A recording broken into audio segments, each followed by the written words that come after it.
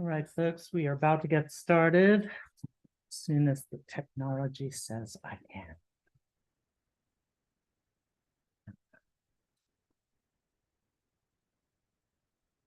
Okay. So welcome everyone to F.O. Matthiessen in Fact and Fiction with Scott Bain and Patrick Horrigan. My name is Greg Newton. I am the co-founder of the Bureau of General Services Queer Division, along with my partner, Donnie Jochum, and we're happy to have you here with us tonight. So the Bureau is an all-volunteer queer bookstore. We are open Wednesdays through Sundays from 1 to 7 p.m., and then we often do events in the evenings like this one. We have a suggested donation of $10. We always say give what you can, if you can. And if you'd rather support us by buying books, that's a wonderful thing to do because then you're also supporting our authors. But if you're able to throw something in here, we appreciate it. And there's some change in here. You can also make a donation on Venmo, those of you watching online, at BGSQD. So Venmo is at BGSQD. And then you'll see my name, Greg Newton, because I can't figure out how to just make it say the if you're not already on our email list and you would like to be, you can sign up for that at the register and you'll get an email every other Monday about our many upcoming events. So before I introduce our authors, I wanted to read a land acknowledgement. The Bureau acknowledges that our organization operates on the unceded land of the Munsee Lenape. We encourage you to join the Bureau in signing up to make a monthly donation to the American Indian Community Houses Mannahatta Fund. The Mannahatta Fund, according to its website, is an invitation to all settlers and non-native people who wish to acknowledge the legacy of theft and genocide that comprise the history of New York City and the United States. And you can find out more at mannahattafund.org. We also want to recognize that at this very moment, the ongoing genocide of the Palestinian people by the state of Israel is actively supported by our government with our tax dollars. We hope that you will join us in calling for a ceasefire and the swift delivery of food, water, medicine, and fuel to the people of Gaza. So Scott Bain's stories have appeared in Into the Void and Christopher Street, the Boston Globe, the Huffington Post, and Poets and Writers, among others. Have published his journalism, Down East Magazine, the New England Journal of History, and the Gay and Lesbian Review have published his essays. Scott lives in New York City with his husband, David W. Dunlap. Patrick E. Horrigan is the author of the novels Pennsylvania Station and Portraits at an Exhibition, the memoir Widescreen Dreams, Growing Up Gay at the Movies, the play Messages for Gary, and the solo show You Are Confused, which he co-authored with his husband, Eduardo Lienes. His latest novel, American Scholar, won the Next Generation Indie Book Award and the Colorado Independent Publishers Association Award for LGBTQ+ fiction. After teaching literature for 25 years at LIU Brooklyn, he is now a tour guide at the Metropolitan Museum of Art in New York. Please give them both a very warm welcome.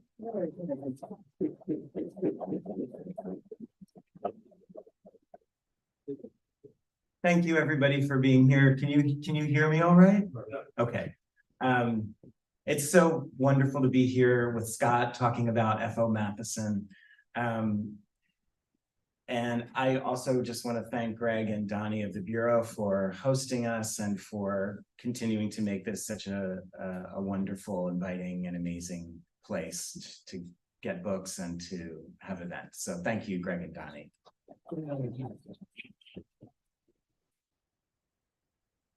So Scott and I are here tonight to talk about F.O. Matthiessen, who is the subject of both of our books, but in very different ways.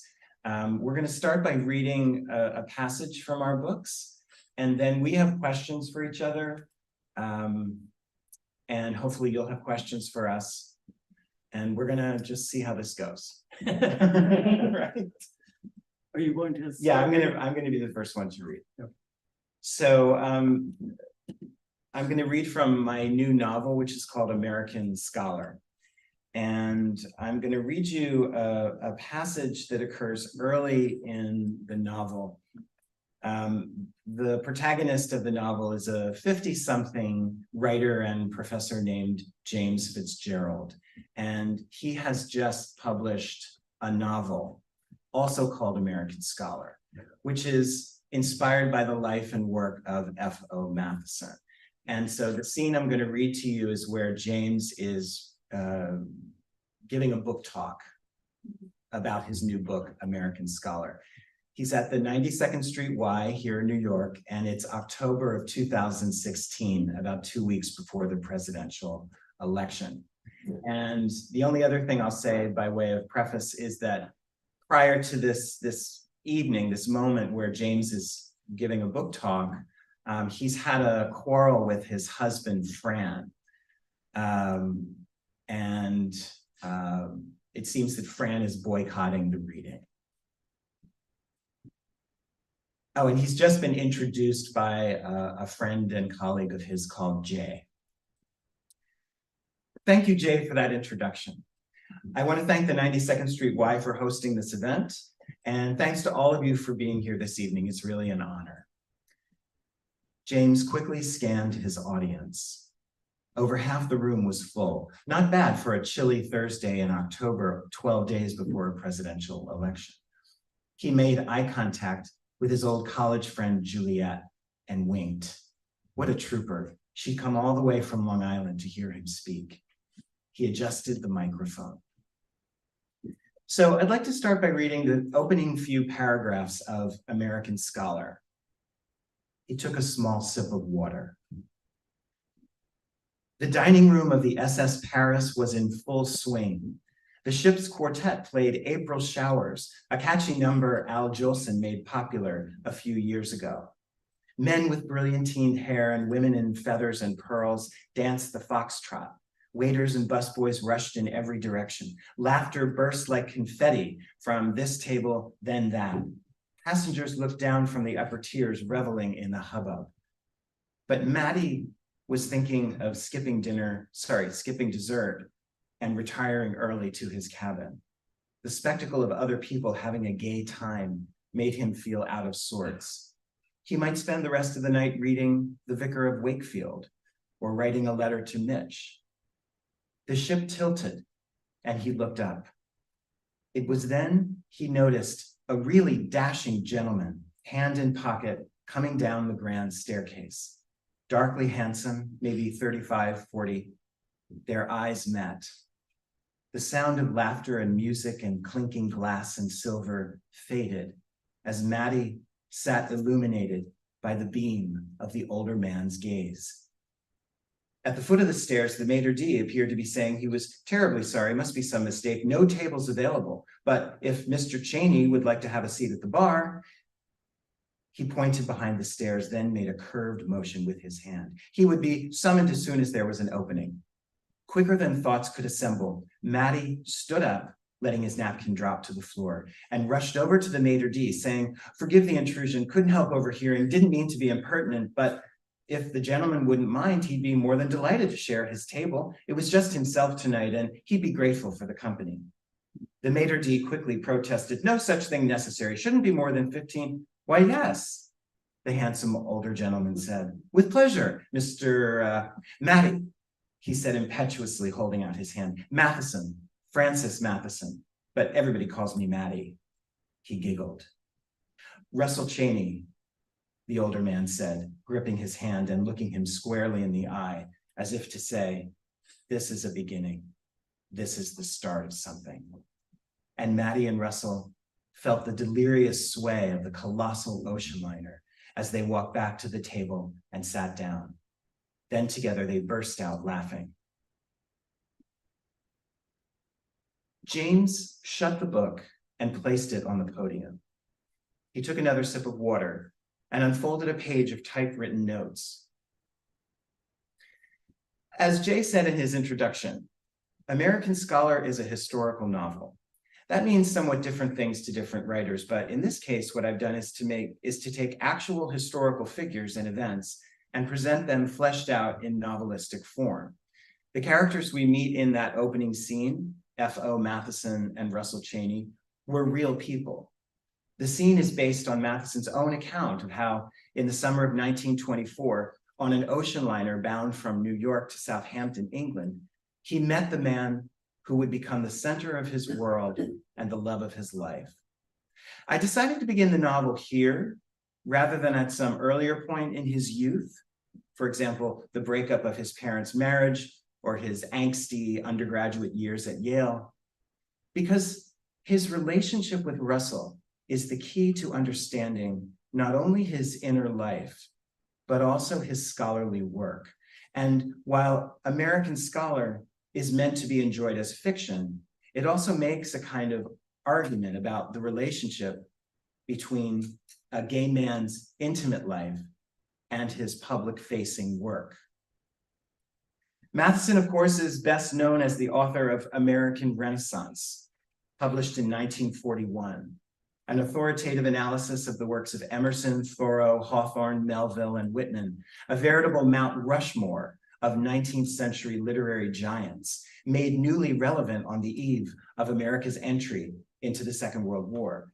His book was still required reading for students of American culture in the late 80s when I entered graduate school. And it is also widely seen, I lost my place. And it formed the basis of my PhD dissertation. Matthiessen is also widely seen as one of the martyrs of Cold War anti-communism. A socialist and advocate of liberal causes, he committed suicide in 1950, ostensibly for political reasons, or so he indicated in his suicide note. Over the years, numerous articles and dissertations, a handful of academic books, and at least 2 romans à clef have been written about him, but as yet no full-scale scholarly biography. As a graduate student, I thought I might one day write such a biography. So why did I write a novel about him instead? Or, to adapt a lyric from Stephen Sondheim's Merrily We Roll Along, how did I ever get here from there? James looked at Juliet, and she, alone among the audience, gently laughed. I trace that decision, if you can even call it a decision, to a young man named Gregory Lenda. He was the organizer of a gay men's reading group I joined at Columbia University almost 30 years ago. By the way, that's also where I met Jay Winthrop. And maybe during the Q&A, he said, looking at Jay, "You could share some of your memories of that group." Jay gave a thumbs up. Like Matthiessen, Gregory was a socialist, a scholar, and the victim of bipolar disorder. He also became my first serious boyfriend and my best friend. You could say my authentic life as a gay man started with him. And for a brief but intense couple of years, our relationship fueled my scholarly pursuit of Matthiessen. But then Gregory died, and I lost my appetite for conventional academic writing. Instead, I craved the kind of quick access to inner reality that narrative allows. After Gregory, I knew just then a door at the side of the lounge opened and someone slipped in.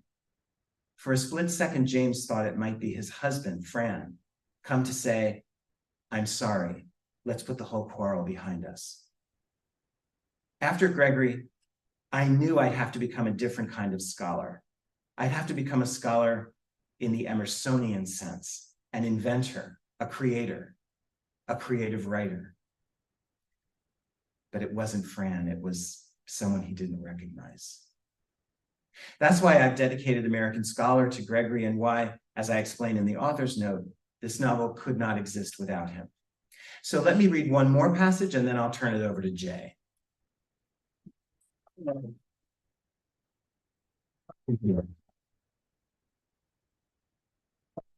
Thanks, Patrick. Also, thank you everyone for coming. It's great to see many of you I know. And I'm sort of, as we start just walking in, I was thinking, oh my God, F.O. Matthiessen could have never envisioned that his name would be scrawled in chalk on a board outside an LGBT bookstore in an LGBT center in New York City, and two people talking about him. So that and I think it goes fabulously with the pink walls in this room. So, as Patrick said, I too really wrestled with, I was exposed to this story early on, which as I recount in A Union Like Ours, which is a phrase from one of Mathiessen's letters to Cheney, that there have been unions like ours throughout history is obvious, but we cannot learn from them. We must create everything ourselves, something along those lines. But just that phrase, a union like ours, is what stuck. And really wrestled with, what do I do? This is such a great story. What do I do with it, and how do I tell it? And I finally, I was sending emails to my college Shakespeare professor asking, do I need to go back to graduate school? I really had no idea. But finally, I trusted, just tell the story of their lives together. And for me, I also got interested in them because they lived very close to where I grew up in Maine. And my running joke, which I can often get away with in New York City, is that prior to learning about them, I thought I was the only gay person from Maine. When I'm up in New England, that doesn't fly so much. Anyhow, I'm reading from the early chapter in my book, which is also a description of their meeting. And the chapter is entitled Falling in Love. The morning of September 24th, 1924, each man made his way through the tough industrial precincts of Manhattan's West Side to Pier 55 on the Hudson River at the foot of West 15th Street. Cheney would have arrived in New York a day or two earlier from the KD house and stayed with his sister, Ellen Lambert, and her husband, Alex, on the East Side. Cheney frequently stayed with the Lamberts when he was exhibiting his paintings in New York. Matthiessen had come to Manhattan a few weeks earlier himself and was in good spirits because he had served as the best man in the wedding of his skull and bones brother, Louis Hyde, who married Penelope Overton on September 9th. It's possible that Matthiessen even specifically booked passage aboard the Paris to accommodate his friend's wedding. The Paris set sail at 10 o'clock in the morning as the Woolworth Building, the tallest skyscraper in the world, disappeared into the overcast sky. Had either Matthiessen and Cheney flipped through the day's New York Times, he would have been greeted by advertisements heralding the opening of Saks Fifth Avenue.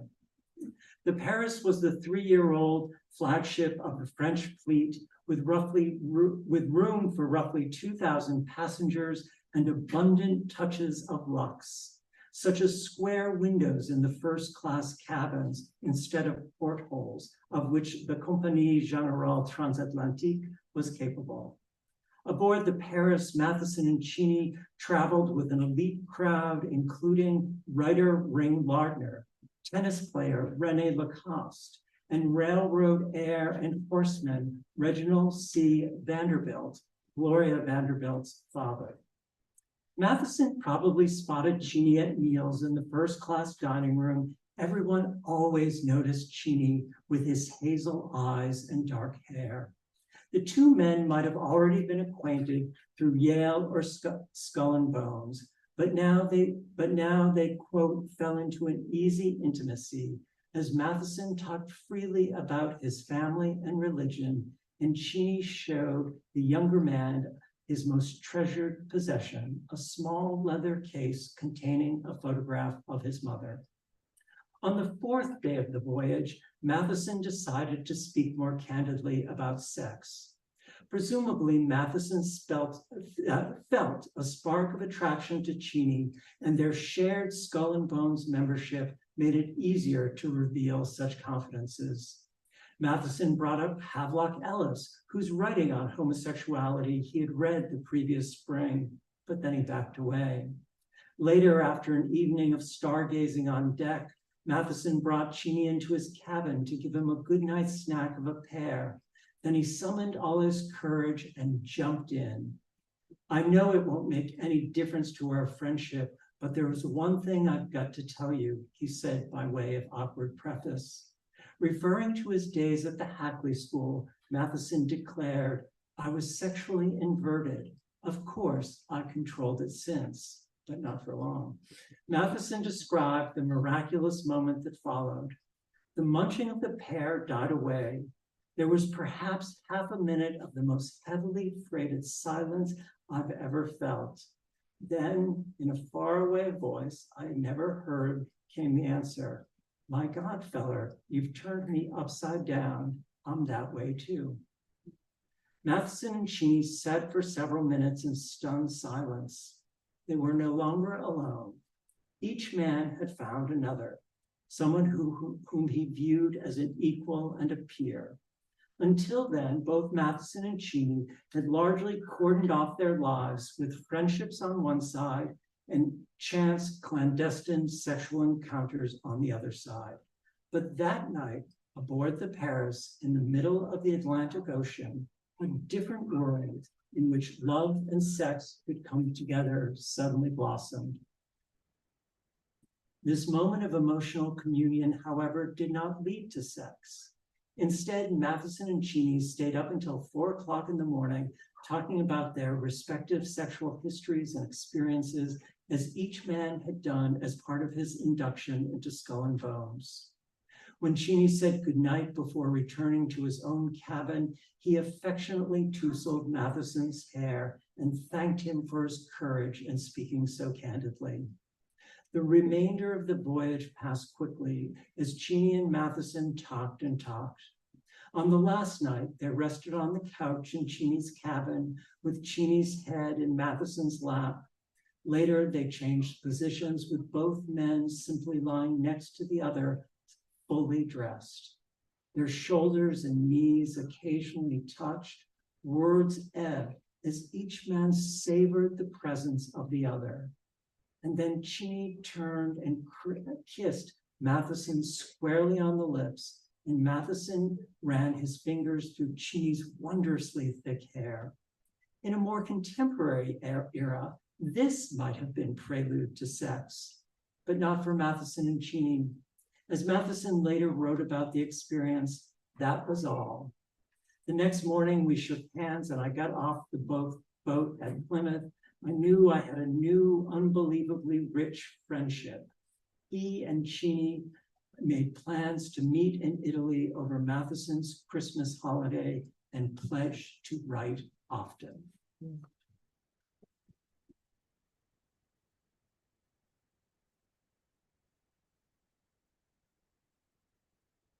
So Patrick, diving in, could you describe a little bit more about Mathiessen's life and work, and also what made him and his story with Cheney, what made that appealing to you?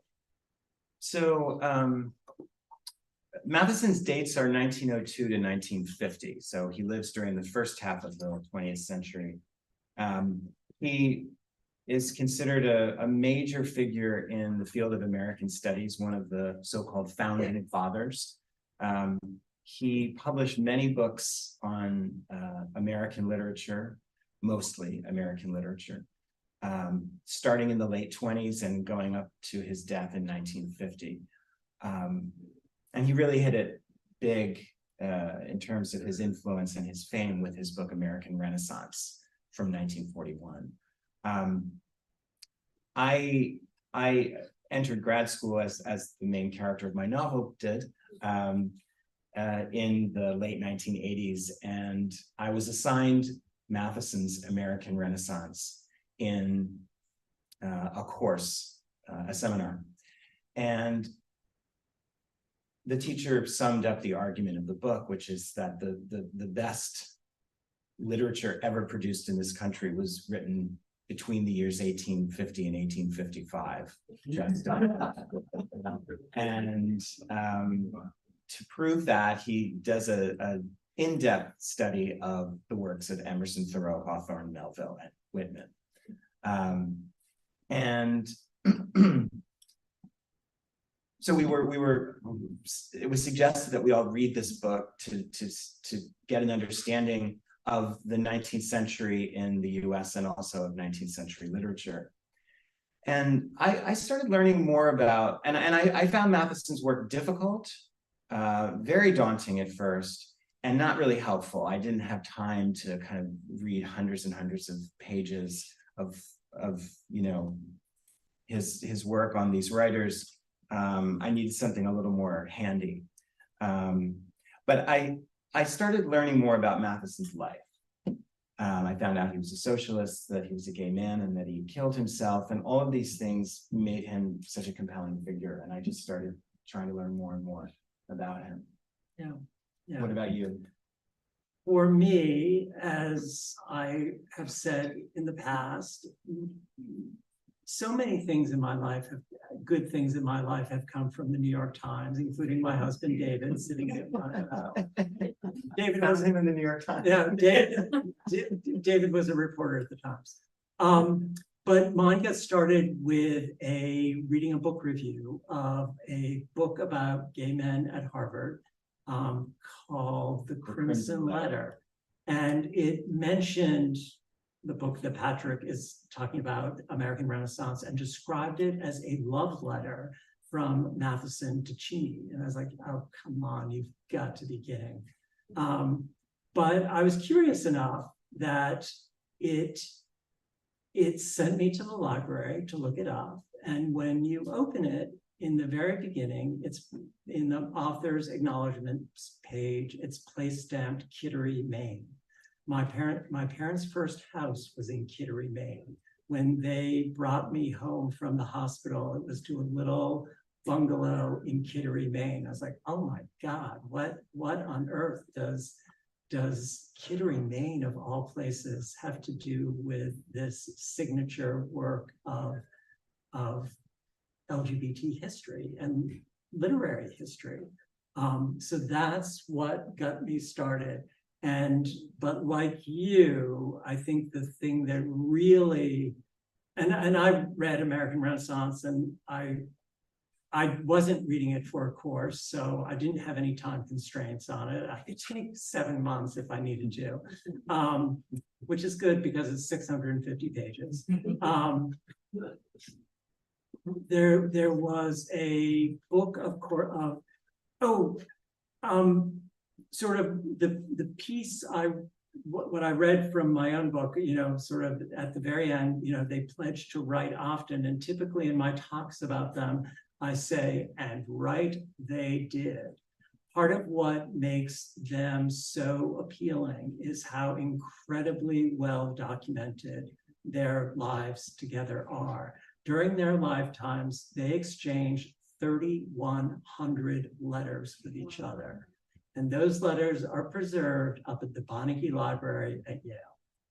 And so there was a selection of them published in 1978 called Rat and the Devil. They're Skull and Bones nicknames. We'll sort of put that aside for the moment. Skull and Bones is a Yale fraternity, right? A Yale, very elite. Oh, sorry, secret society. Yeah, it's more than a fraternity. Yeah, sort of George H.W. Bush, and the whole 9 yards. It's a fair assessment, don't you? So anyhow, but there are all these letters, and they're really amazing. They're just, Matthiessen, he was a literary scholar, so he's incredibly articulate, and he's very reflective about what's happening in his life, and this blossoming of his relationship with Cheney. And reading that book of their letters was like, oh my God, this is something. And also it struck me as so American that, this, that little bit I kind of pulled from the farthest reaches of my brain about them needing to make things up, this idea of making things up. And that's exactly what they were doing. And I found that incredibly moving and compelling. Yeah, I also was really excited when I discovered those letters. And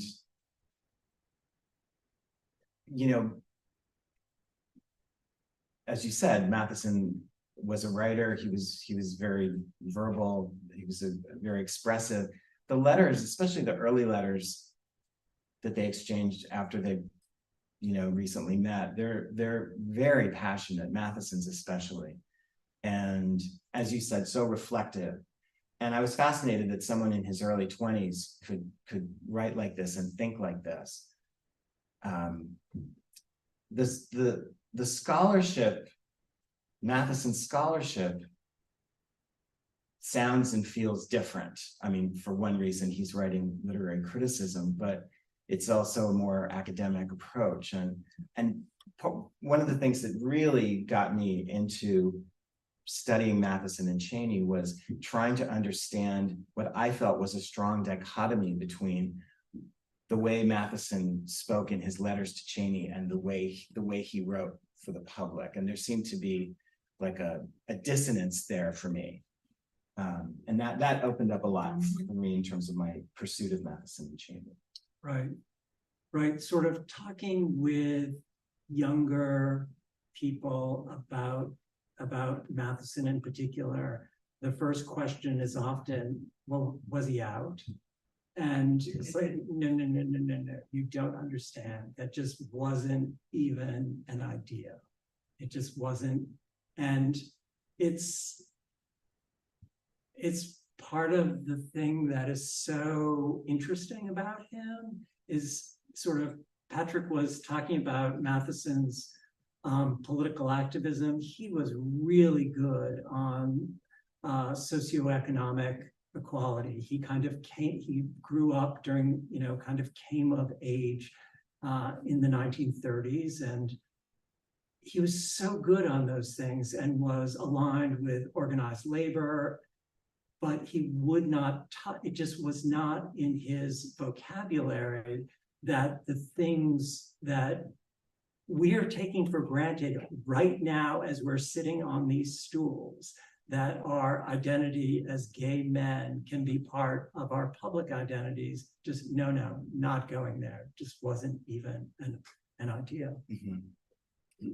And yet you talk in your biography about how, well, and you mentioned already this idea that American Renaissance is on some level a love letter to Russell Cheney. So what's going on there in terms of Matthiessen kind of revealing himself as a gay man in his work? Sure. Given what you just said about not being out, not even being a kind of idea yet. Right. Okay. So I'm going to walk that back a little. Sorry. bit.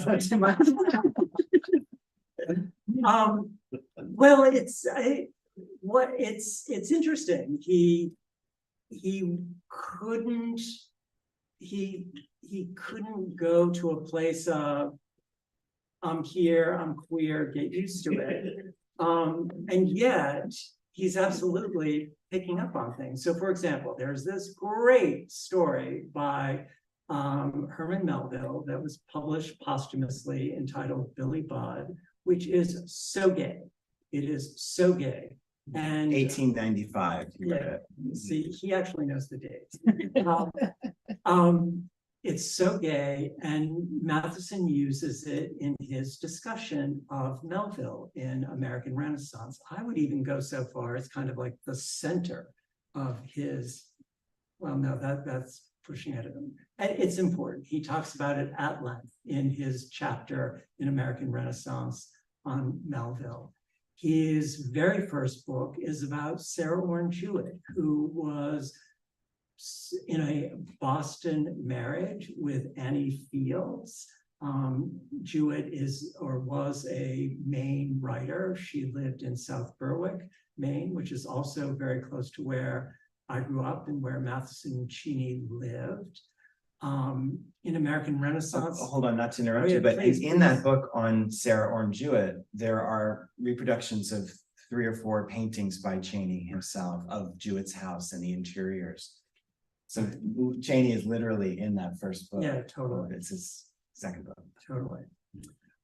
Sorry. But sort of gay influences in American Renaissance, he talks a lot of one of the writers he examines is Walt Whitman. So there's a lot of material there. I love that he produces or reproduces an image of that famous Thomas Eakin painting, Swimming. I think you've probably seen it, the one with the 5 naked guys at a swimming hole. It's like, oh my God. But it's so interesting because you talk in your biography about how Matthiessen reproduces this homoerotic image in the book and says nothing about it. Right. Says nothing about it. Right. It's as though he can't resist using it, and yet knows that there are certain lines he can't cross. And in the hundreds of pages, for example, in American Renaissance that he devotes to Walt Whitman, he doesn't say a word about Whitman's gay love poems, the Calamus poems. They never get mentioned. And they were known. In fact, early in their relationship, according to the letters, it was Cheney who introduced Matthiessen to Whitman, because until then, Matthiessen had been reading mostly European and British writers. And he says to Cheney in one of his letters, I've been walking around with Whitman in my pocket. And that's something you gave me, something to that effect, right? Yes, and he's astounded to learn that literature is not just about reading, it's about living. Yeah. Because he was starting to live it. And he says, I'm living out Whitman. Yeah, it's very moving. So we've totally ignored our questions that we had. Well, we've been talking about like the question of how, in what ways was Matthiessen out? Was he out? How do we talk about that? And there's other ways to talk about it in terms of how he managed his life as a gay man, who knew, who didn't. But also to talk about how his sexuality manifests in his work in all kinds of complex and indirect ways. Right. I feel as though you've talked about why fiction, so I'm going to jump into this next one. And forgive me for just reading this, just so that I get the full thought. I love that the main character, Jimmy, in his younger years, later James as an adult, the hero in Patrick's book, Fitzgerald, and Gregory, Jimmy's partner, go on a field trip to explore the places of Matthiessen and Cheney's story. South Manchester, Connecticut, which is where both Matthiessen and Cheney, as the Yale Skull and Bones thing would suggest, came from very wealthy families. Cheney came from a family of silk manufacturers they were one of the largest silk manufacturing companies in the US at the time, and they were based in South Manchester, Connecticut. South Manchester, Connecticut, Beacon Hill, where Matthiessen owned a townhouse in his later years, the site of the Manager Hotel in Boston, where Matthiessen took his own life, and then also, as you told me, to their house in Kittery, Maine. Could you talk a little bit about the power of going to these places, exploring them, and also the role of place in your book? Mm-hmm. So, as Scott just said, well, look, in the novel, part of it takes place in October of 2016, but part of it also takes place in the late 1980s when Jimmy is a graduate student at Columbia University. And in Jimmy's research and writing on Matthiessen, he kind of hits a brick wall at a certain point, and he's written a piece about a book Matthiessen wrote about Cheney soon after Cheney's death, in which Matthiessen doesn't say what their relationship really consisted of. It was published in 1948. And so Jimmy has written a kind of angry essay about this book that Matthiessen wrote after the death of his beloved partner of so many years, and doesn't say that they, whatever Jimmy wanted him to say. And the teacher stops Jimmy and says, what's your problem with Matthiessen? Why are you so angry at Matthiessen? What are you looking for? What do you want from him? And Jimmy is kind of stumped by this. And it's at this moment that he realizes that one of the problems is he's been spending all his time reading Matthiessen, reading people writing about Matthiessen, reading the works that Matthiessen wrote about, but he doesn't, and he of course has read the letters between Matthiessen and Cheney, but he doesn't really know about the life of this person. He doesn't know about Mathiessen's milieu, his world, the surround, and he realizes that he needs to do a different kind of research. So he and his boyfriend Gregory, who resembles Matthiessen in many ways, hit the road, and they go in search of Matthiessen and Cheney, and they go to Connecticut. They go to Boston in search of, I always say Manger, I don't know how to pronounce it. You may be right, it's Manger. M-A-N-G-E-R, looking for the Manger Hotel where Matthiessen killed himself. And turns out that hotel was torn down. It's not there anymore. And Jimmy discovers this. And of course, the novel is so autobiographical. So I did all of these things in the 80s in graduate school. I took an ex-boyfriend and I dragged him up to New England, and we went to all these places. I did all of these things too. I never ran into you. Well, I was doing it a long time ago. And that gets to a larger issue in my novel, as you said, which is that place is so important. How is it important? Well, for one thing, my protagonist, James, he's just published a novel about Matthiessen. He's already thinking about his next book, which he's decided is going to be a book of essays about place in American culture. So places like Thoreau's cabin, Emily Dickinson's bedroom, the attic where Harry Jacobs lived for 7 years when she was hiding. But he's also going to punctuate those essays with personal essays, an essay about the house he grew up in, an essay about the home he has made in Brooklyn with his husband. And at a certain point in the novel, he realizes that he wants to write an essay about the place where his beloved Gregory lived in Manhattan in the 80s. But there's another way I think that place is important in my novel. The contemporary scenes in the novel that take place in October of 2016 all occur in the space of one night, like from 7 p.m. to 2 a.m. the next morning. And in those scenes, we follow James as he's walking from the place where he gave the reading. First, he visits his boyfriend's apartment in Midtown. Then he goes to other places, and we're following him step by step through Manhattan. And James has a feeling of almost superstition about place. He believes, like many of us do, that the traces of former life exist in a place, the people who lived there, the things that happened. And this is something he's interested in getting at in this next book he wants to write.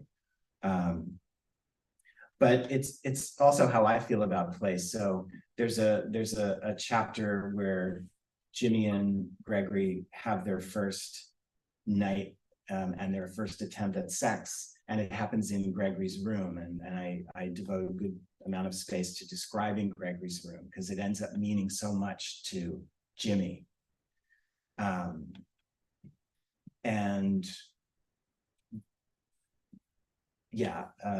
Other places get similar kind of attention.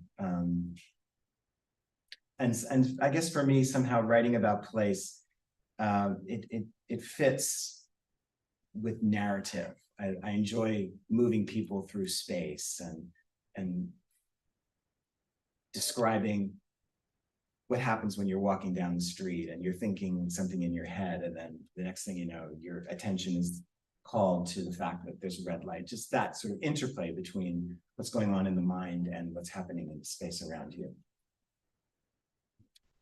Yeah, and I would say, as I said at the beginning, that the fact that the connection to Maine, and as I say in my book, that their home in Kittery, Maine. Kittery's a little town right over the New Hampshire border. It's the first town in Maine, home to many retail outlets now.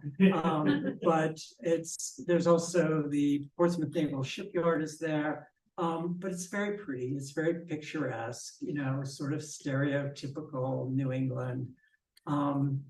And as I describe it, Kittery was their one true home in all of the world together. And knowing that and having grown up there, I thought, oh, they get it. This is a very beautiful place that served as the background, the backdrop to their relationship. And, you know, really again, these letters are filled with wonderful stories of, you know, sort of Matthiessen people, students and friends visiting in the summer, and all of them having dinner, and then Matthiessen reading early drafts of American Renaissance aloud to them over dinner. You know, those wonderful details like that it was very evocative to me. And it was also, I think it was a way into the story that there were still some of the businesses around that I recognized from my growing up. Many of them have disappeared now, but just to have that connection to this history was fascinating to me. And also it gave me a kind of gay history to this place that I thought of anything but gay, which was moving and helpful. When I was going to Matthiessen and Cheney places, at one point I went to Springfield, Massachusetts, where Matthiessen is buried, and I found his grave. And me too. Yeah, yeah. And you left, well, I left an apple by his grave. I left a pen. I also took a rubbing. Oh, wow. No, I didn't do that. I didn't. When I was there, I thought, wow, this is, I think it is an incredibly beautiful cemetery. And I just kind of realized, like, there's so much I like about Mathiessen's life. Like, you know, he taught at Harvard. Harvard's beautiful. He had this beautiful townhouse in Lewisburg Square in Beacon Hill. So beautiful. His gravesite is beautiful. The house in Kittery it was a seductive world. They met on an ocean liner. How seductive. If anyone's here optioning film rights, this is a great story for it. Well, you say in your book that you kept seeing Matthiessen and Cheney's life together as a movie. Right, for all the reasons that you just said, all of these beautiful places. And when they just meet, they're right. Cheney's in the south of France, Matthiessen is in Oxford, then they meet and they go to Italy, and yeah, you know. Yeah, I mean, they were well off, and so it's kind of easy to tell that. Oh yes, and there's a wonderful story of, again, from one of the letters of Matthiessen describes when he's a student at Oxford on his Rhodes Fellowship, that bicycling through the English countryside in Dorset, yelling, "Rat, rat, how I love you." And just the image of this young man riding a bicycle, being able to yell that at the top of his lungs is really evocative. And that passage comes up in my novel in a section where Jimmy is doing research on Matthiessen, and he's reading the letters and he's thrilling to them. And in fact, he kind of puts aside the essay that he's trying to write because he just gets so drawn into the letters. And I quote that letter that you just quoted, where he's bicycling and screaming out to no one how much he loves Russell. And he also says it's an incredibly beautiful passage. Actually, let me read it. It's on page 1. Hold on. 241. So he wrote this in April of 1924. This is Matthiessen to Cheney. I bicycled 20 miles this morning through fallow rolling hills with an occasional glimpse of the sea. It was soft and balmy, and the rooks kept up a constant racket in the treetops. Being alone, I could feel my heart swelling like the seeds in the ground, and I kept shouting over and over to the wind, "My God, feller, how I love you." I felt my life absolutely expressed in the fullness of the spring, every opportunity in the world, energy and hope abundant, and the road leading ahead straight and true with you. I realized that in these last months, I am a whole man for the first time. No more dodging or repressing, for we gladly accept what we are. She could write. But that actually leads to another question that I come up with, which is very interesting. We both, working completely independently, select a lot of the same letters. We select that passage. There's another one in early on when they meet, in which Matthiessen actually uses the word marriage to describe their relationship.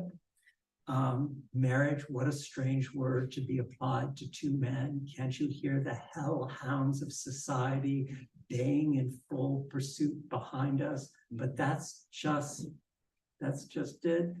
We are beyond society. We've stepped outside and closed the door. So that, and there is a beautiful passage from one of Mathiessen's late books from 1948, after Cheney dies in 1945 of thrombosis.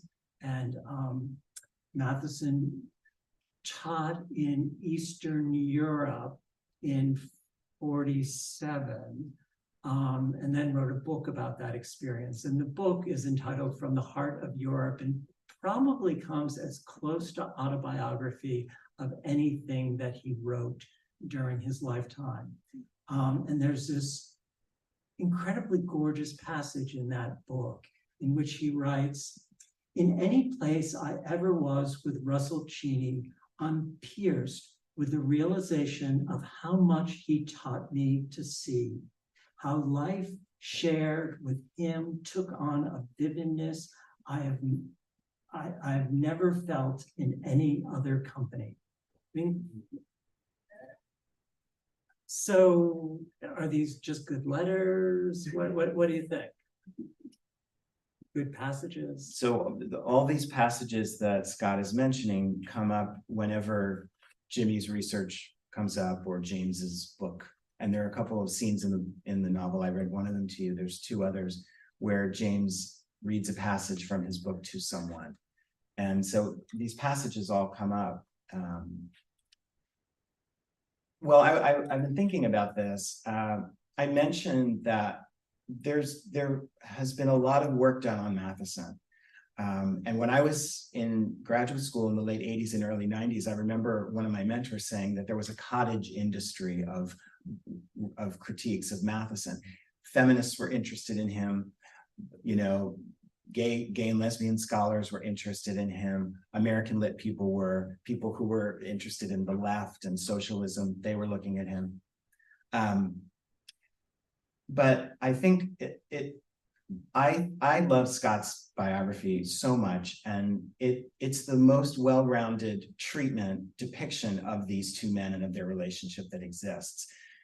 And I think, you know, the subtitle is The Love Story of F.O. Matthiessen and Russell Cheney. And I think the love story is, it seems to me, it's driving the narrative, it's driving your research, it's driving the way you're thinking about all aspects of their life. So you put that front and center.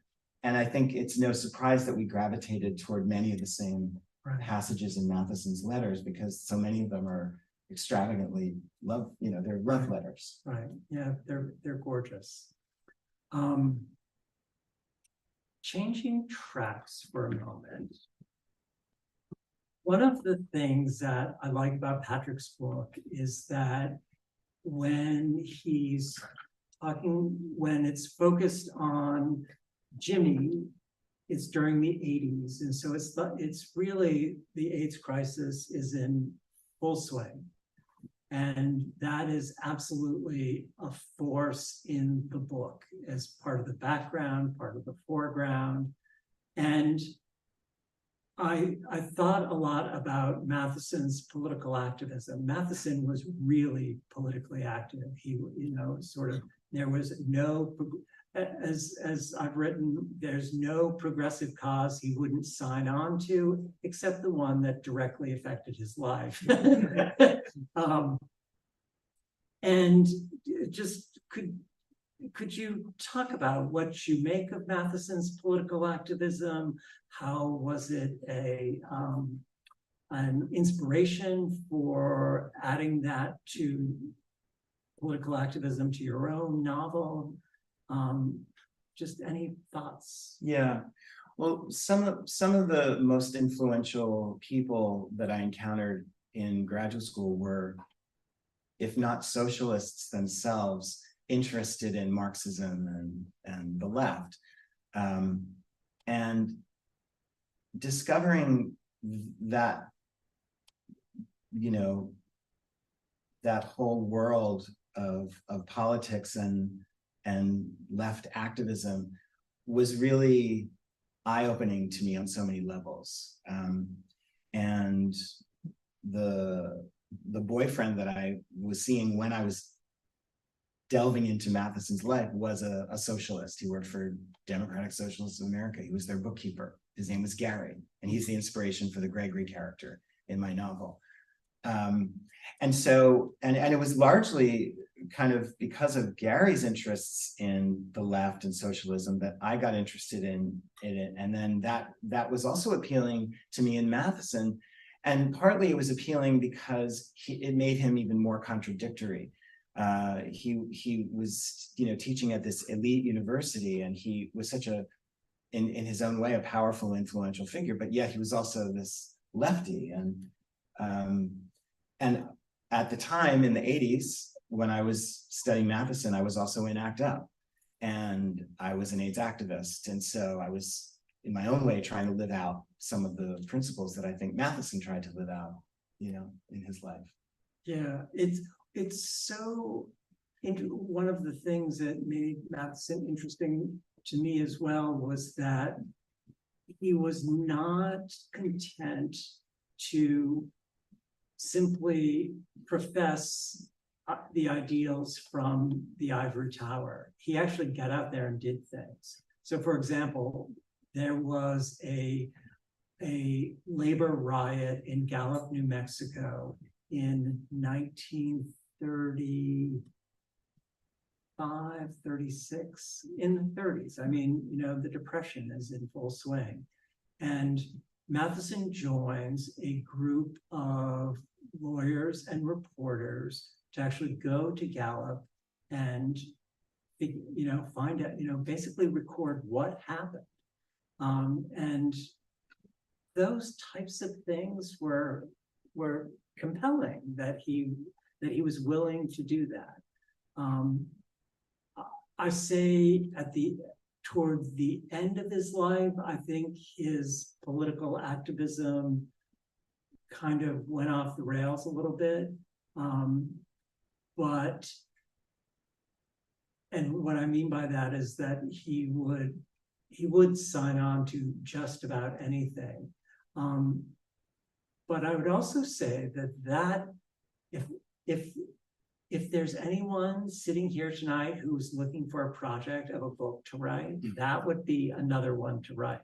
An examination of Mathiessen's political activism and its effect on his thinking and his scholarship. I think it would be a very interesting topic. I mean, in my book, I tried to at least sketch out the accurate timeline of what happened. So for example, it's been repeated over and over and over and over again that Matthiessen testified before the House Un-American Activities Committee. No, he didn't. I mean, I've read, there are essays out there about the meaning of his testimony. It's like, really? You weren't just a little curious to go actually look it up? You know, and so being able to at least get those, you know, that timeline down. But in terms of the substance of it and the analysis of it, there's more to be said. Although that was a topic in that burst of Matthiessen scholarship. People tried to talk about the ways in which his scholarship either did or did not reflect his political ideals. In American Renaissance, one of the things that he says, if I remember correctly, is that what unites those five writers is some commitment to democracy. I mean, that's kind of pale in comparison to talking about Marx and Lenin and socialism, but there again, there's that contradiction often in Mathiessen's public-facing work and what he thought and did privately. Yeah. Okay. Changing tracks again for a minute. One of the things that I like about Patrick's novel is that he has this great depiction of Jimmy, his main character, reading Mathiessen's letters, and really making many of the connections that we've been talking about in one way or another. You know, sort of that moment of reading something and that aha moment, and you're like, oh my God, this is so good. I just want, just when you're really into something, you're reading. And my question is, do you think it's hard to portray that in a book? I mean, it's a very internal process. How do you convey that to a reader? Well, one of the things I did was I'm showing Jimmy reading and thinking about Matthiessen and getting excited about what he wants to write about Matthiessen. And as you say, that's a very internal process. It's hard to portray that. But I quote a number of the letters that Jimmy's reading that he's getting so excited about. So the reader is sort of having a similar experience to what Jimmy's experiencing. The reader is reading along with Jimmy in Mathiessen's letters. The other thing I do in that scene is I show how Jimmy is really walling himself off from everyone and everything in his life in order to inhabit this world of Matthiessen and Cheney. And to the point where it's ironic because Gregory is trying to reach him because Gregory's best friend has just died and Jimmy has chosen not to go to the memorial service for a number of reasons. But the reason that Jimmy gives himself, which is not entirely true, is that he needs to stay home and do his work. So you see Jimmy doing his work while Gregory is calling and leaving messages and Jimmy's ignoring him. And Jimmy's reading letters from Matthiessen to Cheney about how much I love you, I love you, I love you, and wishing that he had a relationship like that in his life. Meanwhile, here's his boyfriend trying to reach him and he's ignoring him. So there's that irony. Jimmy's not bathing, he's not going out, to do anything. He's staying inside and just immersing himself in this. I really enjoyed writing that scene, actually. Yeah, it shows. We want to open it up to questions, but there is a question I want to ask you, Scott, if you don't mind speaking about it. You talk in the epilogue of your book about an important event in your life where Matthiessen plays a role, and I wondered if you wouldn't mind just saying a little bit about that. Sure. I can read that, and it gets in a little bit, is very short, so I'll forewarn you, it's short.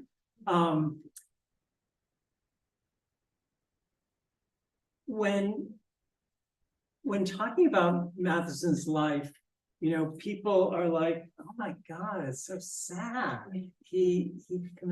Matthiessen committed suicide by jumping from a 12th-story hotel window in Boston. I mean, it was very, very, very violent. And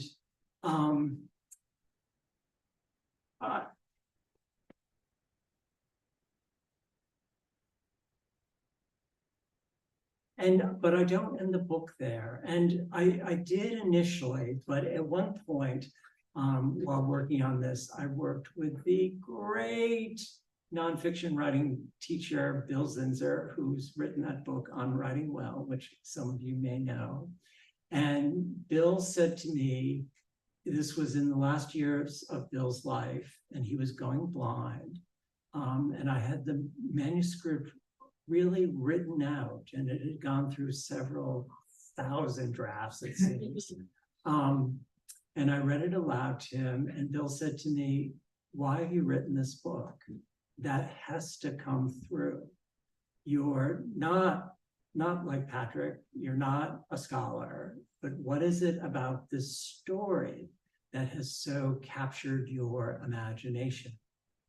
That has to be conveyed in some way.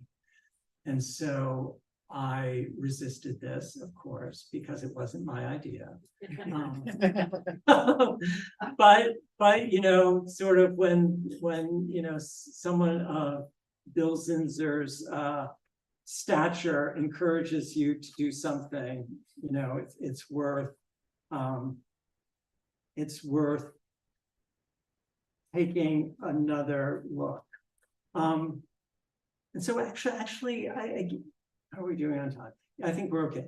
I'm gonna read Matthessen's death, and then I'm going to read how I end the book. But if happiness beckoned across the Atlantic, subterranean thoughts and emotions simultaneously compelled Matthiessen toward a darker course. Matthiessen had returned to Boston from Maine, and on Friday, March 31st, he left his Pinckney Street apartment and checked in at the, what do you say? Manger Hotel on Causeway Street, adjacent to North Station.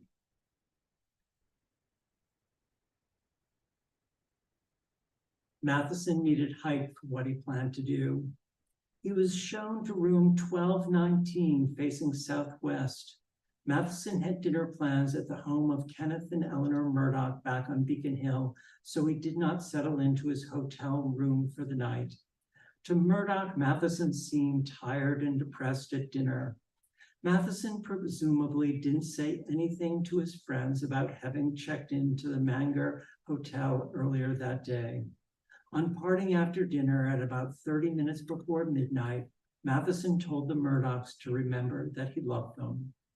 It was a cloudy night, but comparatively mild for early spring, with temperatures in the high 40s. On getting back to his hotel, Matthiessen continued to prepare his room. On the desk, he placed his Skull and Bones pin and a letter in which he asked that his friends, Kenneth Murdoch, Helen Bain Knapp, and Ruth Putnam, as well as his sister, Lucy Newbrand, be contacted, but not until morning. In the letter, Matthiessen asked that they go to his apartment and see that several other letters on his desk were mailed. In one of those letters, Matthiessen told Paul Sweezy that he feared there was, quote, nothing but desolate solitude ahead. He told Lewis Hyde he could no longer bear the loneliness with which I'm faced. To his friends generally, Matthiessen wrote, I am exhausted. I've been subject to so many severe depressions during the past few years that I can no longer believe that I can continue to be of use to my profession and my friends. I hope my friends will be able to believe that I still love them despite this desperate act. Perhaps another hour passed. Matthiessen took off his glasses. Perhaps time enough to think about the cottage in Kittery the most beautiful house in America, or to recall the cats, Baby and Pretzel. Time enough to remember riding his bicycle through the English countryside during his Oxford days, shouting out with joy, "Rat, rat, my Godfeller, how I love you," or how he stood on the beach in Maine, clad only in seaweed, his arms outstretched toward ocean and sky, or the incident of the pair the night aboard the Paris when he and Chini had met. At about midnight outside the Manger on Nashua Street, a taxi driver named Jesse Reeves was startled by a tremendous noise. A man had just fallen or jumped from a 12th floor window. Matthiessen was still breathing when the ambulance crew arrived, but he died before they could reach City Hospital 2.5 miles away. And then this is how I end the book. Which, I should say, taking into account Bill Zinser's guidance, I frame Matthiessen and Chini's story with 2 short autobiographical chapters, trying to answer Bill's question to me, why have you written this book? We read one of Mathiessen's early letters to Chini during the ceremony, bringing them into our wedding. Marriage, what a strange word to be applied to 2 men. Can't you hear the hellhounds of society baying in full pursuit behind us? But that's just the point. We are beyond society. We've said thank you very much and stepped outside and closed the door. The only thing about the wedding that David and I would have done differently, we did not take a post-wedding trip. Being 17 years into our relationship at the time, I couldn't quite bring myself to use the word honeymoon. We got married on a Saturday, and on Monday, both of us went back to our day-to-day lives. This was a mistake. Getting married was exhilarating. And in retrospect, it would have been nice to have had a little decompression time, but we didn't know that.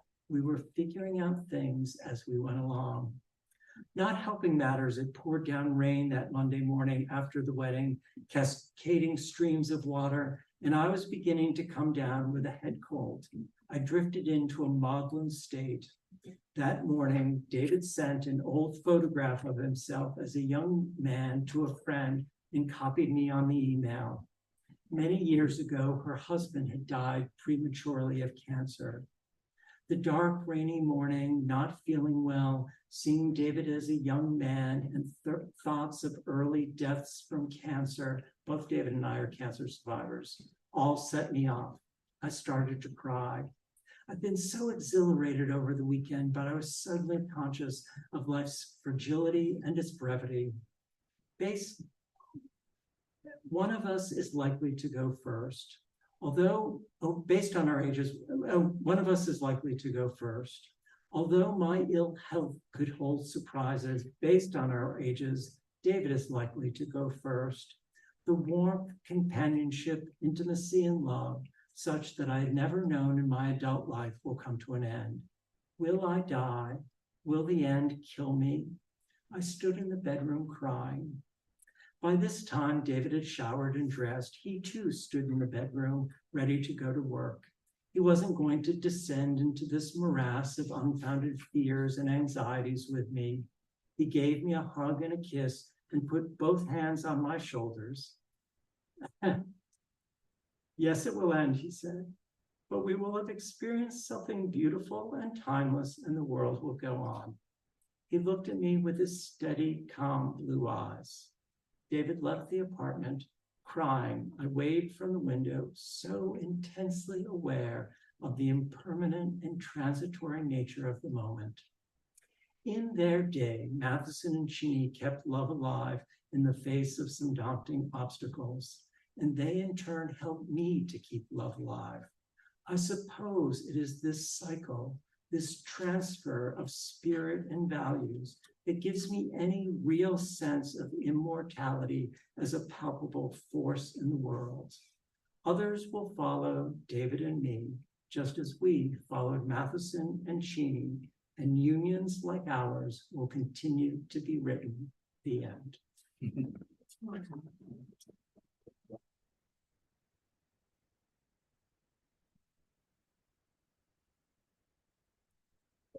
Thank you, Scott, for that. So should we open it up for questions? Yeah, sure. Yeah. Anybody have any questions? Anything you want to say? Yeah.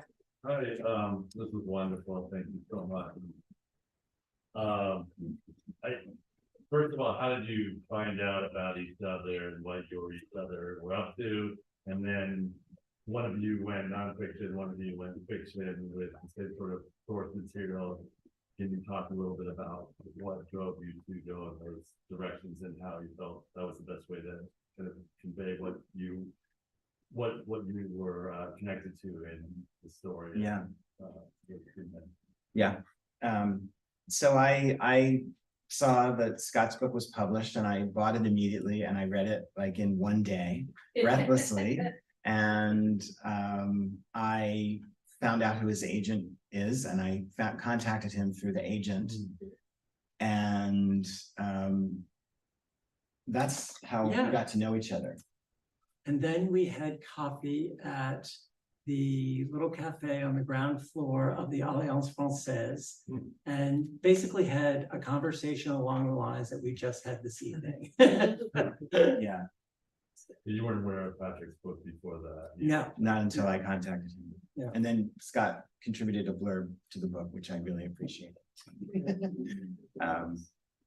Yeah, and you know, I was trained as a writer in academia, but I immediately realized that I wasn't right for academic writing, and it wasn't right for me. And I started writing autobiography. I mean, I'm interested in culture and writing about culture, but through a narrative lens. I started with autobiography and wrote a memoir about my experience of discovering Matthiessen in graduate school, and was not happy with the results. And so I put it aside for about 25 years, by which time I had started writing fiction, which seemed like a natural progression from autobiography for me, because I didn't want to keep talking directly about myself. My work is very autobiographical, but it's no longer autobiography. And I decided several years ago that I would take another crack at that memoir, but rewrite it as fiction. And I made lots and lots of changes, which really treating the story of my relationship to F.O. Matthiessen,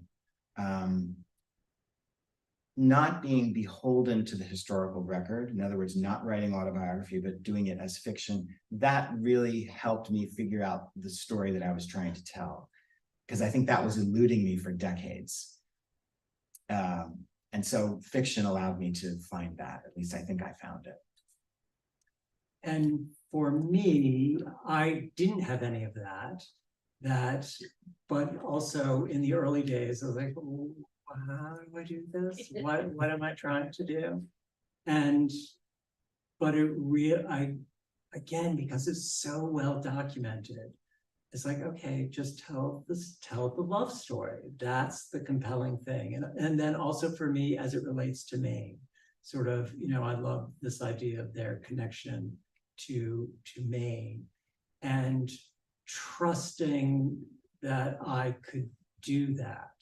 You know, I don't come from an academic background. You know, I've worked in the not-for-profit world, and it took me forever to finish this, but that's fine. And yeah, it turned out to be the story I could tell. Lily. What surprised you about Matthiessen and Cheney? You know, as you're going through all this research, what came up for you that was a surprise that just made you just take a moment? For me, there is a letter. It's called a letter, although it's not really a letter, at the Beinecke called the Oxford Letter, in which Matthiessen he basically describes his sexual coming of age, he went to boarding school at the Hackley School, which is up in Tarrytown, but he would come into Manhattan and like pickup guys at movie theaters and in washrooms in subway stations. I mean, he was very bold. And I just remember sitting in the library reading, and it's like, oh my God. It just, it's one of those things that you know intellectually that, oh, of course, you know, sort of, we all have sexual urges and, you know, have to figure out our sexuality, you know, etc. But to actually watch him wrestle with it on the page and know that it had taken place 100 years ago, and to watch him do it without the support of any LGBT materials other than what he's extracting from American literature. Although he's so young at that point, he wasn't even doing that. To just watch all of that was like, that was kind of revelatory to me.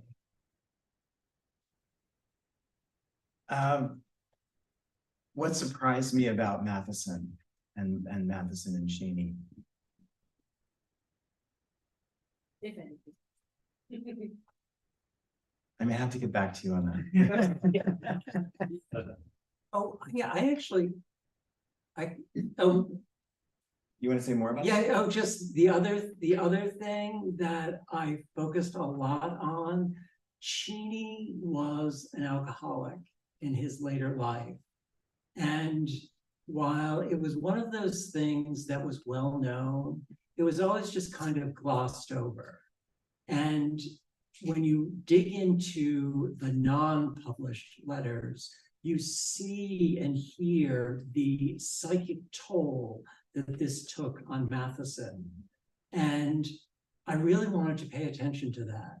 And also, I'm pretty sure that I uncovered circumstantial but compelling evidence that at one point it was so bad that Cheney tried to undergo shock therapy to try and cure him. And I mean, he was in and out of sanatoriums and, you know, for months and years at a time. It was an incredibly stressful thing in their relationship. And to really pay attention to that and to honor it and give it the weight it deserved.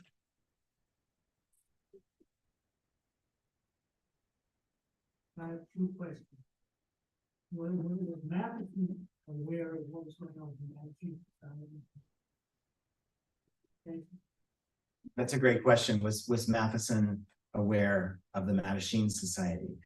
You talk about this in I think, a really beautiful way in your book. I do. Do you remember? Do you want me to tell?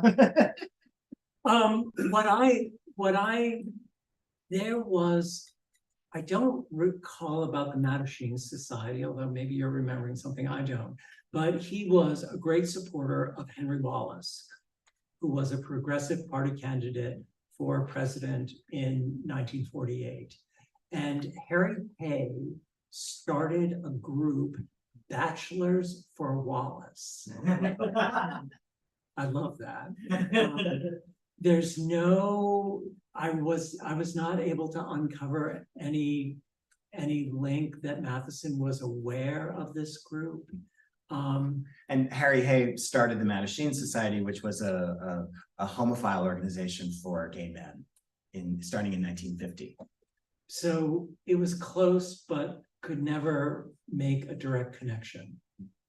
The second question, you mentioned in the letter that you wrote about marriage being outside society, should have closed the door. It reminds me very much of Emily Dickinson find soul selecting society and shut the door. Yeah. Between those. Well, Were they doing it? Go for it. you know, certainly Emily Dickinson was an outsider in so many ways, even though she lived so much of her life in her bedroom, inside. But I think there's a similar sense of being a stranger in society, being an outsider and coming to terms with that. And that's one way of looking at Dickinson's life and so much of what she wrote. That's one thing that occurs to me when I love that pairing. Yeah, I never thought of it. Eduardo. When you mentioned those 3,100 letters between Cheney and Matthiessen, do we know when these letters started and when they stopped? Just to figure out their ages and see, because you mentioned also that you were surprised that he could express it. I think Patrick mentioned this part. Surprised the kind of things that he was able to express in his early 20s. So I'm just curious about for how long in their life these letters was the span of these letters. Their entire relationship, starting in 1924, after they meet aboard the Paris, and they part. In what I read from the first passage I read, right up until Cheney's death in 1945. Now they dwindled. I mean, in the early days, they were writing constantly, but the letters dwindled as they aged, and sort of there was an article in Christopher Street, which I had never read this, but I think it's Matthiessen describing the Sunday letter. So by the end, so like 45, there was one letter a week, kind of, I'm sure, recounting. So, you know, basically, it's kind of like, I envisioned it as kind of like dinner table conversation. So how was your day, honey? You know, and just sharing with one another what's happened. I mean, it's curious because they live in the times when there were telephones, but do you think that was something to keep that secret that they decided just to write to each other? That's an interesting question. Yeah, that's good. You want Well, I mean, I don't know. Many of their letters, they're writing to each other on different continents, different countries. So the telephone wouldn't have been an option. I don't know. People wrote letters in those days. Their parents' courtship in 1945 were a couple of letters a week, and they only lived maybe an hour away from each other. Wow. Yeah. You didn't pick up the phone and call people. Yeah. Yes. Quickly jump on the letter conversation.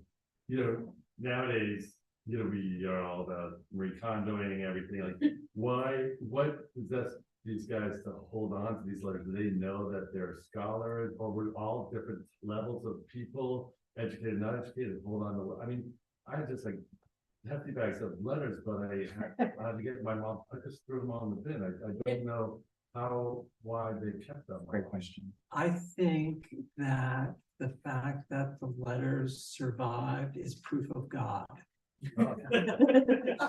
No, it's yeah, Is that a society thing? You keep letters, you think that you're interesting in the posterity? Is that a thing? right. Yeah, no, But did you say something about Matthiessen bequeathing the letters? yes, Matthiessen. I thought you were going to say something else, Yeah, not the act of God, but I thought you were going to say that on some level Matthiessen understood that this was a relationship that people in the future would need to know about. Yeah. Right? Isn't that kind of what you? I think I do say something to that effect.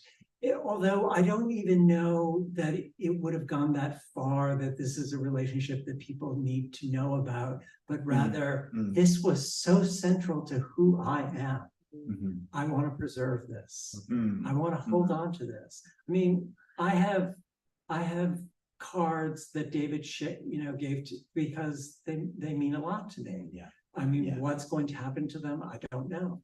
But I think that he just that it was, yeah. And what's amazing to me is that Matthiessen bequeathed the letters to his Skull and Bones brother, Lewis Hyde, who edited this collection, Rat and the Devil, published in 1978. Hyde was heterosexual and worked in finance Mhm. in New York City. And I love the idea of like the love embodied in these letters getting through to this guy. Yeah, yeah, Like the message, and for whatever reason, he's open to it. Yeah. Because of either their history, their friendship, whatever. But that to me is wild. Mhm. Yeah. Patrick, did you share Scott's frustration that Cheney's letters are all but indecipherable because his handwriting is so bad? You suppose AI may open up that correspondence someday? I did go to the Beinecke to look at the actual letters. At one point, I thought I would edit a new edition of the letters and a complete edition. And so I was starting to think about transcribing these things, and oh man, yeah, Cheney's handwriting was rough. It's out of control. But it closes us off from one half of the story, doesn't it? Well, yeah, I mean, I was working with published versions of the letters, but you, Yeah, I mean, I got pretty good with them. I mean, that said, they're so kind of all over the map that I'm sure it's not perfect. But yeah, you know, you kind of, you kind of work with it and start to develop, you start to recognize the tics of his writing. Mhm. My last question. Oh, okay, but there's someone in that, Zaria. Is there why he was buried in Springfield? I know there's like a lot of American like history like archive there, like to like the armory and stuff. So I'm just curious. So his family is, his mother is buried in Springfield. That's one reason. Yeah, and that's the main reason, is that his mother's family was from Springfield and he's buried next to his mother. And there's a great letter, I forget who it's to, but it's from Wallace Stevens shortly after Mathiessen's death, in which he talks about Mathiessen's decision to be buried next to his mother. And he finds it intensely sad of someone who, as though life has sort of not given him what he wanted. Yeah, and the fact that he couldn't be buried next to Cheney. Cheney's buried in the Cheney graveyard in South Manchester, Connecticut. Yeah. So they both are kind of sucked back in a way into their families. And there's evidence that when Cheney died, Matthiessen went to the funeral, and the Cheney family were pretty icy with him. They knew who he was to Cheney, but they were not too welcoming. Right. Yeah. You had another question. Just quick, Patrick, you talk about in your process that your fiction is mostly autobiographically based, right? So that's your starting point. How did you, I don't know if I'm asking the right way, how do you allow yourself to leap off from there? Or how do you, since you know that sort of truth, how do you allow yourself to leap into fiction or untruth or whatever? So the first rough draft of this novel was about twice as long as it ended up being. I wrote this enormous, very rough draft, and I was throwing in everything that I could think of that had to do with my relationship to my friend Gary and to my research and interest on Matthiessen. I just put everything in. And it took me a long time to do all the cutting that needed to be done. But fiction, if I were writing nonfiction, see, I'm so in awe of what you did, because you managed to tell a coherent story and touch all the bases of their lives without drowning in Matthiessen. Because if you want to write about a literary critic, first you need to read the things that they wrote about, and then you need to read what they wrote. And then there's just so many layers to it. And that, so fiction frees me from that. and I'll give you another example of how this played out in my novel. I told you that one of the main characters is based on this boyfriend that I had in the 80s named Gary, the character of Gregory. And for so long, both when this was a memoir and then when it was a novel in progress, I was working with the template of my friend Gary's life and death, including the way Gary died. And I realized at a certain point that Gregory in the novel doesn't need to die the way Gary died in life. And in fact, the way Gary died in life was making it hard for me to tell the story because it was so violent and so spectacular. And I decided that's not going to be what happens to Gregory. It's not going to serve my story. And so I'm really trying to find out what is the story that I'm trying to tell and what do I need and not need. In those scenes where I depict Jimmy in graduate school, reading and writing and talking about Matthiessen, again, I had to cut out so much because it's like there was so much I wanted to say, so much I knew or thought I knew. And to give a taste of that to the reader without overwhelming the reader, fiction. But see, so does nonfiction force you to make choices and you have to cut stuff out. I mean, yeah. Oh, yeah. For that, I recommend marrying a journalist from the New York Times. The early draft of the book was about 425 pages. This now is, I think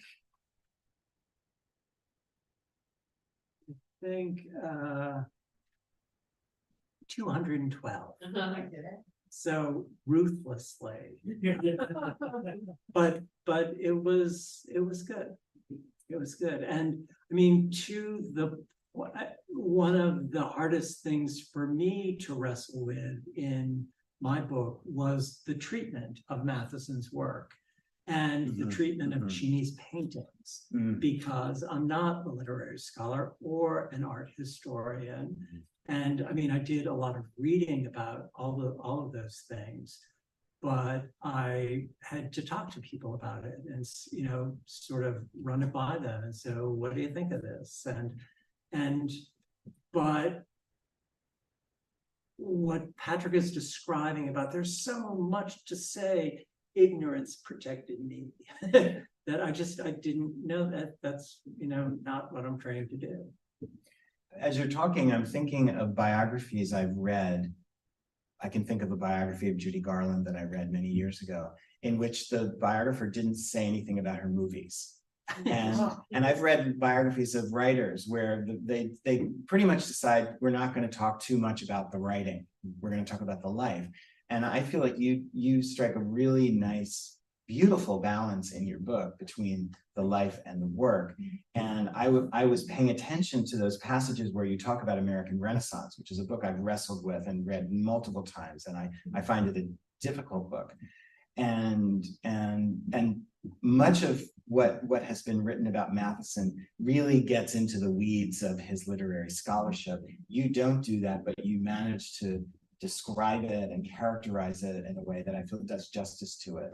Thank you. Yeah, no, I wanted it so that someone who knew nothing about it would be able to read it and be like, oh, I understand what's happening here, why this book is important, why I should care, and what kind of are the central issues in it and how they relate to the story that a union like ours is trying to tell. Quick question. To Scott, you tell the story. I mean, Mathiessen's life is very well documented, very well written about all over. Chaney's not so much. How did you research in such detail? I mean, I'm sure there's a lot of available history of his family and but his painting and the reception of his painting and the frustrations in his paintings, how did you put all that together? I had the very good fortune of, through my research, meeting a retired New England and American Studies professor by the name of Richard M. Candy, and one of Cheney's great nieces, Carol Cheney. And they have put together a catalog, a preliminary catalog raisonné of Cheney's work with over images of 1,000 paintings in it. And they shared that with me. So I was really able to see his work, and that helped. And again, and he painted it. I think at the end of his career, he was really a regionalist. He painted the area, he painted in Maine, around where he and Matthiessen made their home. And so many of these locales I recognized from my growing up. And it was, that kind of captured my imagination. So that was critical. And also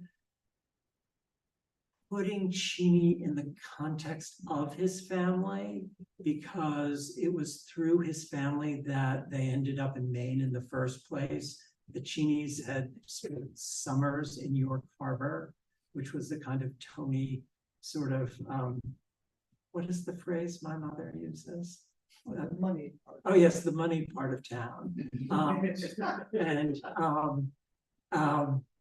So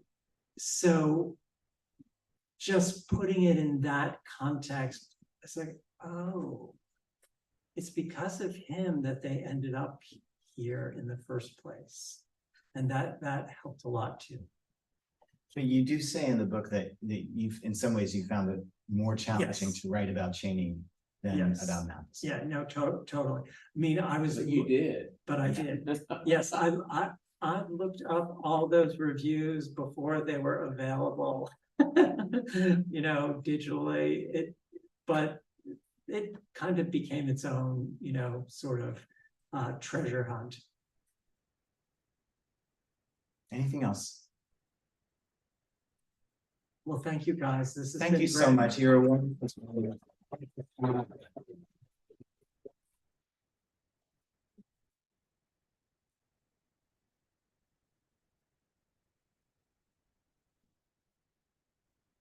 Guys, thank you.